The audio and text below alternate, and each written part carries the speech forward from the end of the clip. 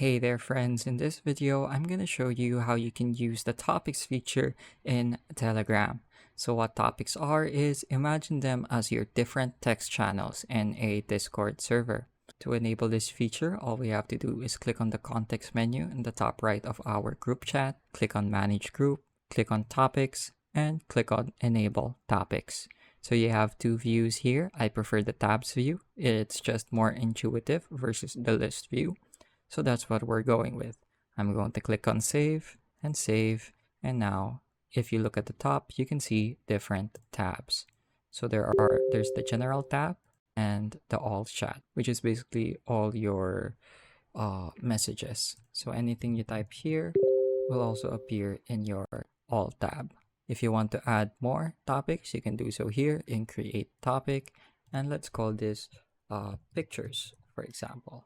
Let's create this and let's send a picture. So it's important to send a message before a topic gets generated. There we go. And now as you can see, pictures have been added to our tabs. So that's how you can enable topics. If you want to disable them, go back to the manage group view, click on topics and disable them. And now everything is consolidated into one group chat again.